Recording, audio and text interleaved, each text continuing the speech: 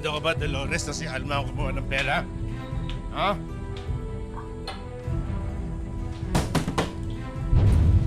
Alma! Kuya, Ilabas mo yung pera ko. Nasaan ang pera ko? pera? Anong pera sa'yo? Pera ko! Hindi ko alam, kuya. Oy, Ate Dolores, huwag niyo po pakialaman yung gamit na. Bato ho namin to, respeto naman po. Anong pera yun? Tumigil kayo dyan!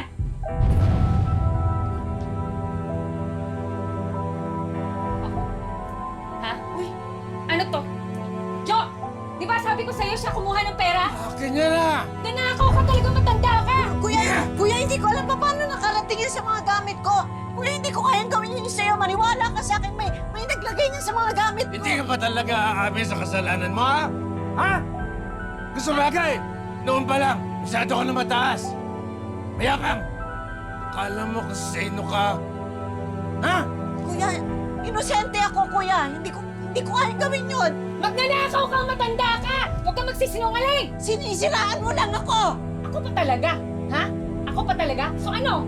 Naglakad yung pera papunta sa mga gamit mo? Huwag mo nga kaming gawing tanga dito, Alma!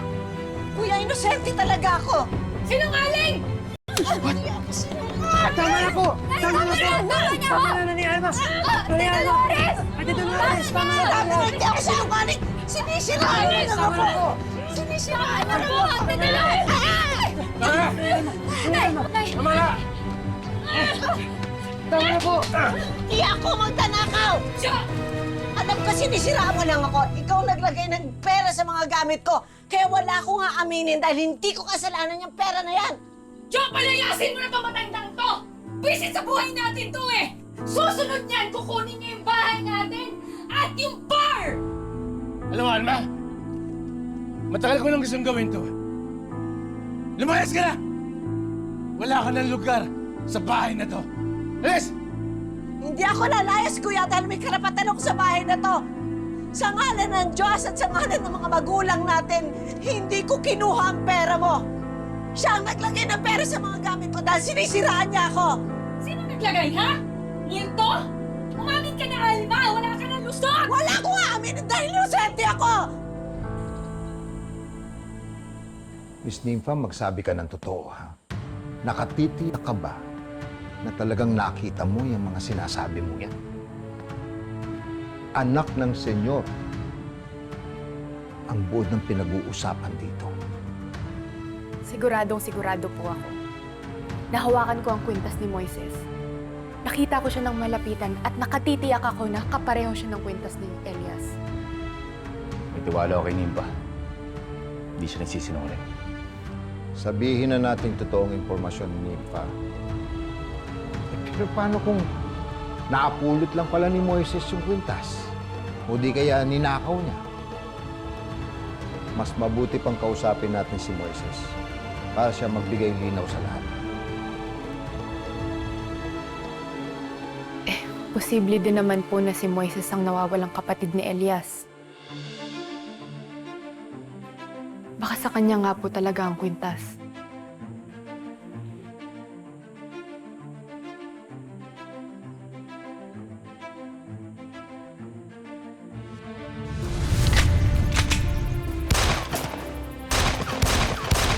Jose, sigurado ka bang wala kang eksperyensya sa baril?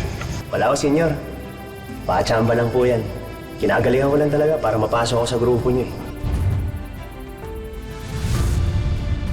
Hugo, hanapin mo si Moises. Iharap mo siya sa akin. Katulad ng sinabi niyo, Senyor, lahat ay posible. Masusunod po.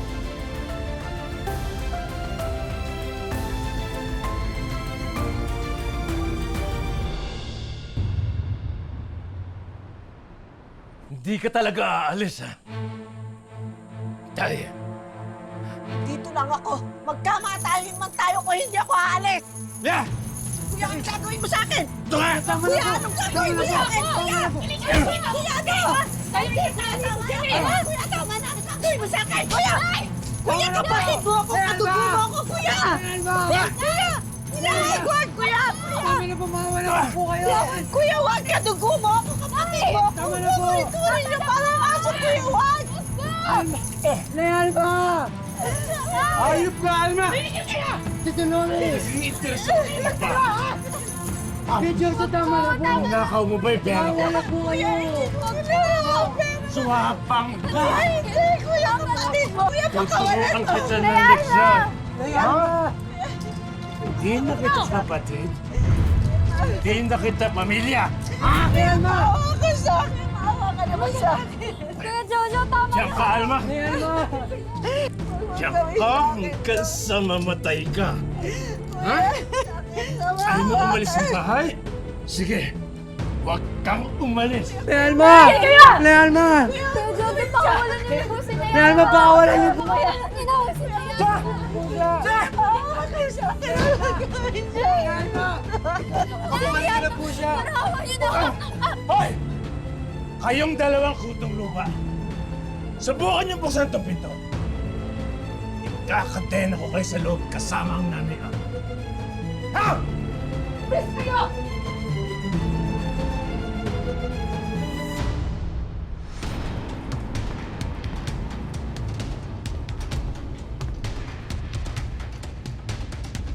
Ano nangyari dito? Patay na rin kaya si Ricarte? Ano na unang sumugod sa atin dito? Malilintikan tayo kay Pangulo nito. Siguro niya po lugar! Malamang dito pa target natin, bilis! Asan kang leche na?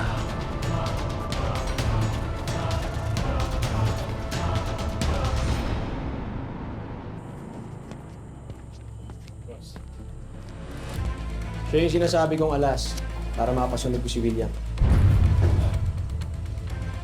Kilala ko yan, ah. Isang malaking isda. Hepe ng kapulisan. Paano mo naman magagamit yan labang kay William? Isang traidor yan eh. Nangalap siya ng ebidensya para mapabagsak si William. Oras na lumabas sa publiko yan, sira lahat ng pinaghirapan ng Pangulo na yan.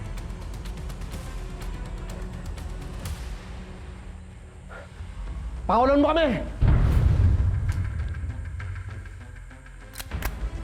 Dahan-dahan sa pag-uutos, Chief. Dito sa baluarte namin, baliwala yang posisyon mo. Ang tanging papel mo lang ay maging bala ko para mapasunod ko si William.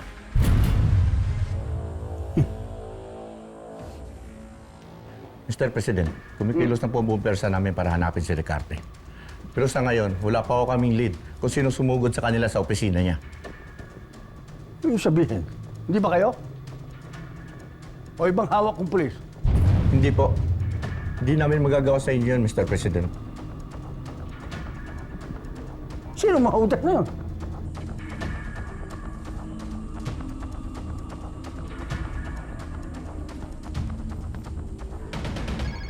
Sige na, magsilayas na kayo sa harapan ko. Mr. President, bitaw. Hello. Magandang gabi, Mr. President. Calvin. Nakakaabala ba ako? Oo. May problema ako. Huwag mo nang dagdagan. Relax lang. Ang bihira naman, oh.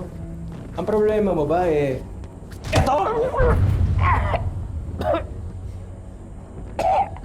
Ito ba? Hayop ka. Magpapahid ka sa batas! Si Ricarte ba yan? Oo. Ano gusto mo ibigay sa akin? Maraming atras kung kungkong na yan.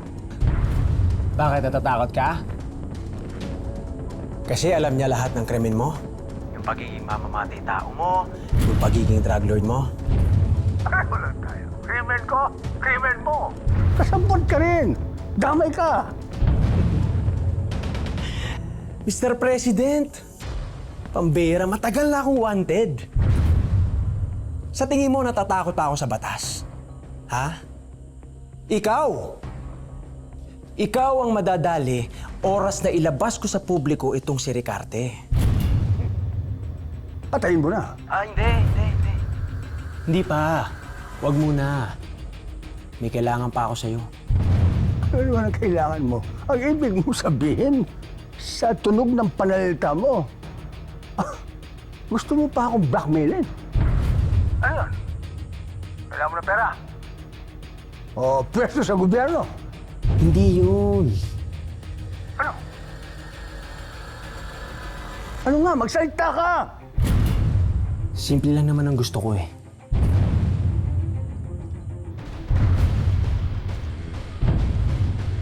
Si Vanessa, ang anak mo. Hanap niyo na si Moises. Alam ko kung saan siya nakatira. Pamilyar ho ba sa inyo tong kwentas na ito? Ate Banek! Oh, wait, it's okay. It's okay. Ate, ako to, si Neneng. Ate Bane, ako yung kapatid mo.